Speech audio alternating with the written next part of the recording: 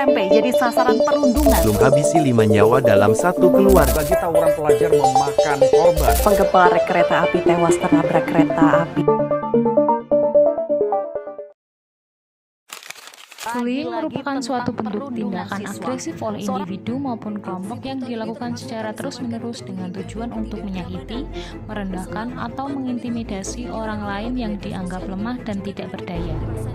Nah, dalam kasus bullying di Cilacap ini disebabkan oleh pelaku merasa tidak puas dengan fakta bahwa korban itu mengklaim sebagai anggota kelompok barisan siswa atau BASIS. Nah, padahal sebenarnya korban itu bukan merupakan kelompok ini.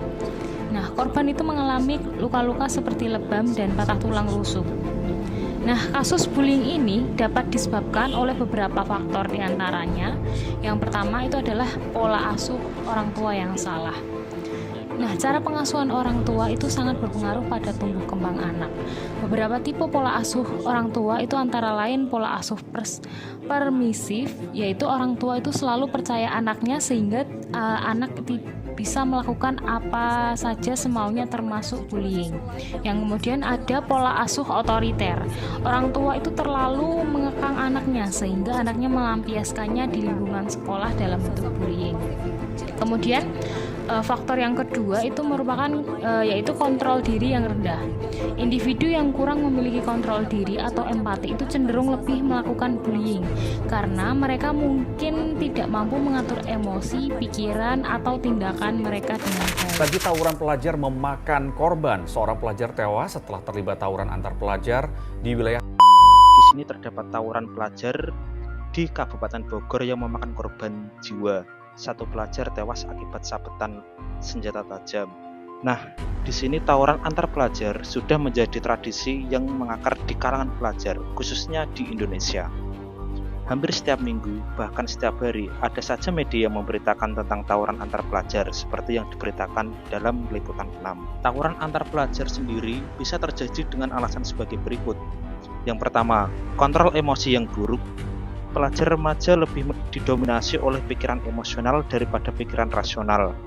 Hal tersebut dikemukakan oleh Fauzi dan Sari pada tahun 2018. Siswa cenderung bersikap agresif karena tidak mampu mengelola dorongan hatinya dan bertahan terhadap frustasi yang dirasakan, sehingga pada saat merasa marah, siswa tidak mampu berpikir jernih dan hanya memikirkan bagaimana caranya melampiaskan marahnya, karena emosi sudah melumpuhkan kemampuan berpikirnya. Alasan yang kedua, adanya rasa solidaritas yang tinggi. Menurut Erikson, kelompok remaja awal pada usia pubertas, kurang dari 20 tahun, merupakan masa seseorang berusaha membangun dan menunjukkan identitas diri yang ditumbuhkan dari rasa kesetiakawanan dan toleransi yang tinggi terhadap kelompok sebaya. Mereka memiliki pembagian tugas di antara kelompok-kelompok sebaya, dan mereka sering cukup patuh pada tugas-tugas yang dibagikan untuk setiap anggota. Nah, rasa solidaritas ini justru ditampilkan dalam hal negatif. Mereka cenderung membela teman kelompok mereka, terlepas apakah perilaku tersebut salah atau tidak. Di sini ada beberapa pendekatan yang dapat dilakukan untuk mendidik siswa agar tidak terlibat dalam tawuran. Yang pertama, pendekatan preventif. Pendekatan preventif dapat dilakukan seperti memberikan edukasi tentang bahaya tawuran dan dampak negatifnya bagi diri sendiri, orang lain, dan masyarakat. Menyediakan ekstrakurikuler yang menarik sesuai dengan kebutuhan siswa, dan menjalin komunikasi dan kerjasama dengan orang tua siswa. Kemudian yang kedua, penegakan aturan hukum. Sekolah dapat menetapkan aturan yang tegas dan konsisten terhadap siswa yang terlibat tawuran, termasuk sanksi yang bersifat edukatif dan rehabilitatif. Seperti penegakan aturan hukum yang ada dalam video tadi, terdapat 5 orang yang diperiksa oleh polisi sebagai saksi, dan semuanya berstatus pelajar aktif. Yang ketiga, keterlibatan masyarakat. Keterlibatan masyarakat dengan menjalin komunikasi dengan pihak sekolah dapat menciptakan lingkungan yang kondusif, seperti membentuk forum komunikasi dan kampanye anti tawuran, sehingga para pelajar mampu mengendalikan atau mengontrol dirinya di dalam lingkungan sekolah maupun di luar lingkungan sekolah. Pemirsa, seorang anak real fans atau penggemar kereta api tewas ternabrak kereta api. Ada beberapa pendekatan yang dapat dilakukan untuk mendidik siswa menjadi konten kreator yang baik. Teknik dasar yang perlu dikuasai untuk menjadi konten kreator dari sumber ldikti.kemdikbud.go.id adalah keahlian yang harus dikuasai seorang konten kreator. Di sini dikatakan konten kreator di TikTok ya, meliputi survei dan riset, ahli dalam bidang videografi, cakap dalam manajemen waktu, pandai public speaking, marketing, editing, dan menguasai algoritma TikTok. Lantas bagaimana teknik membuat sebuah konten? Yaitu dengan menentukan topik menjadi hal utama sehingga mempermudah alur konten yang akan kita buat. Setelah itu gunakan hashtag relevan, gunakan aplikasi editing video, gunakan viral sound, dan bagikan ke seluruh sosial media. Esther lukis menimpali. Dalam membuat sebuah konten, ciri khas yang kita miliki bisa ditunjukkan tanpa ragu. Informasi yang dimuat akurat sumbernya, pencahayaannya juga bisa diatur agar lebih jelas lagi. Tidaklah mudah menjadi seorang konten kreator, terlebih untuk para pemula. Proses belajar, mengikuti berbagai pelatihan dan rasa percaya diri menjadi komponen penting untuk meningkatkan kreativitas ketika membuat sebuah konten. Dengan mengedukasi seorang siswa di abad ini, siswa zaman generasi Z ini, siswa dapat mengetahui apa yang harus dilakukan dan tidak boleh dilakukan ketika ingin menjadi konten kreator, dan konten kreator itu dijadikan sebuah hobi yang positif. Adi, seperti apa informasi terbaru? Kembali lagi, tindak kejahatan seksual yang diduga melibatkan seorang perwira militer di Satuan Kostrad TNI AD telah menjadi perhatian publik. Ada beberapa solusi yang dapat dijadikan sebagai pencegahan kekerasan seksual, di antaranya adalah pendidikan dan kesadaran. Yang pertama, pendidikan seksual secara komprehensif, memberikan edukasi tentang kesehatan reproduksi, konsen, dan hubungan yang sehat sejak dini kepada anak-anak dan remaja. Yang kedua, kampanye anti kekerasan seksual, meningkatkan kesadaran masyarakat tentang bahaya dan dampak kekerasan seksual melalui berbagai media sosial maupun platform yang lainnya. Yang ketiga, pelatihan sensitivitas gender dengan cara meningkatkan pemahaman tentang kesetaraan gender dan relasi kuasa yang tidak seimbang yang dapat memicu kekerasan seksual. Pencegahan kekerasan seksual ini membutuhkan upaya berkelanjutan dan berkolaborasi dari semua pihak. Beralih ke kasus selanjutnya, yaitu kasus kekerasan terhadap guru. Pada kasus ini tersangkanya adalah siswa SMP kelas 8 yang masih berusia 14 tahun. Berlokasi di Lamongan, siswa ini melakukan kekerasan kepada gurunya dengan melemparkan kursi dan mengayunkan benda atau senjata tajam, dengan alasan karena tidak terima ditegur korban lantaran tidak memakai sepatu di dalam kelas. Korban mengalami luka di kaki karena lemparan kursi dan juga luka di jari tangan kiri karena terkena senjata tajam. Mengapa hal tersebut bisa terjadi? Yang pertama, karena kontrol emosi yang buruk. Pelajar remaja itu memang lebih didominasi oleh pikiran emosionalnya daripada pikiran rasional. Untuk itu perlu diajarkan kontrol emosi dan juga regulasi emosi yang tepat. Yang kedua, karena fatherless and motherless kids. Jadi peran orang tua dalam perkembangan emosional anak itu sangatlah penting. Anak yang tumbuh dalam lingkungan penuh kekerasan takutnya akan tumbuh menjadi anak yang keras juga.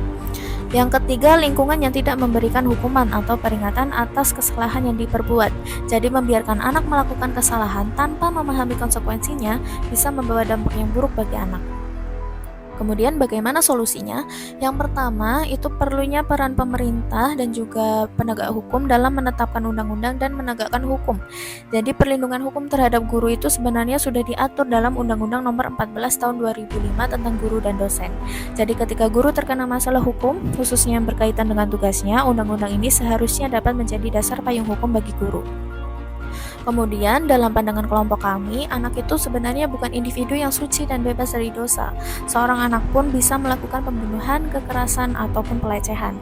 Untuk itu, anak-anak yang melakukan pelanggaran hukum harus tetap mendapatkan hukuman yang sesuai dengan apa yang dia lakukan. Selanjutnya, mengenai kontribusi orang tua untuk mengedukasi anaknya untuk bisa menjadi manusia yang beradab serta dapat memanusiakan orang lain. Dan yang terakhir itu adalah kontribusi sekolah untuk menciptakan lingkungan yang memberikan ruang aman bagi guru dan peserta didiknya.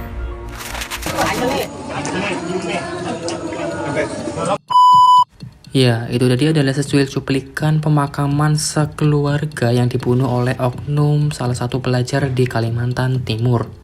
Sungguh miris sekali, 5 orang dalam satu keluarga jadi korban pembunuhan di Kabupaten Penajam Pasir Utara. Kisah asmara yang tidak direstui oleh orang tua diduga kuat menjadi motif dibalik aksi pembunuhan sadis itu.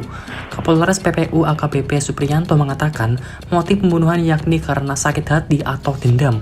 Seperti diketahui, seorang pelajar SMK tega menghabisi nyawa satu keluarga pacarnya yang berjumlah 5 orang. Tindakan tersebut merupakan salah satu perilaku agresif, yang mana perilaku agresif ini merupakan suatu luapan emosi sebagai reaksi terhadap kegagalan individu yang ditempatkan dalam pengerusakan terhadap manusia atau benda dengan unsur kesengajaan yang diekspresikan dengan kata-kata atau verbal dan perilaku atau nonverbal. Mengapa ini bisa terjadi? Yang pertama, karena adanya faktor internal yang terdiri dari lemahnya kontrol diri. Dalam kasus ini, subjek merasa sulit menahan emosinya. Beberapa kali ia mengatakan bahwa ia sulit mengontrol emosinya, dalam artian bahwa subjek memiliki kontrol diri yang buruk atau sulit mengontrol dirinya sehingga ia bertindak agresif begitu saja. Yang kedua, terjadinya frustasi diri. Dalam hal ini, subjek merasa bahwa dirinya tidak direstui oleh keluarga calon pasangan. Ditambah lagi, calon pasangan sudah memiliki kekasih baru.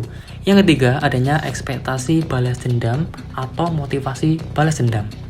Lalu, apa solusi dari permasalahan tersebut? Peran guru dan institusi pendidikan serta orang tua sangatlah penting dalam mengatasi kasus pelajar yang terlibat dalam tindakan serius seperti pembunuhan. Berikut adalah beberapa upaya atau solusi dari permasalahan tersebut.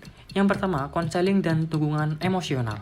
Institusi pendidikan dan orang tua perlu menyediakan dukungan emosional kepada siswa yang terlibat dalam kasus pembunuhan. Ini dapat meliputi konseling individual atau kelompok untuk membantu siswa memahami dan mengatasi perasaan mereka. Yang kedua, pendampingan dan pengawasan. Guru dan orang tua harus bekerjasama untuk memantau dan mendampingi siswa yang terlibat dalam kasus serius seperti pembunuhan. Mereka harus memastikan bahwa siswa tersebut tidak melakukan tindakan berbahaya lainnya dan mendapatkan bantuan yang diperlukan. Yang ketiga, keterlibatan polisi dan otoritas. Jika diperlukan, guru dan orang tua harus berkolaborasi dengan polisi dan otoritas terkait untuk menyelidiki kasus tersebut. Mereka harus memberikan kerjasama penuh dalam proses hukum dan memastikan bahwa keadilan ditegakkan sepenuhnya. Yang keempat, pendidikan dan pencegahan. Guru dan orang tua harus bekerjasama untuk meningkatkan kesadaran tentang konsekuensi tindakan kekerasan dan memberikan pendidikan tentang solusi damai dan cara mengatasi konflik secara non-kekerasan.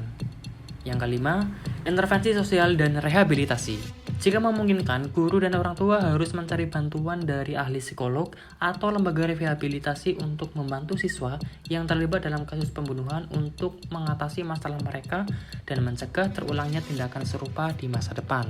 Dengan kerjasama yang solid antara institusi pendidikan dan orang tua, serta dengan adanya dukungan dari komunitas dan otoritas terkait, kita dapat berharap untuk mengatasi kasus pelajar yang terlibat dalam tindakan serius seperti pembunuhan dengan cara yang paling efektif dan berkelanjutan.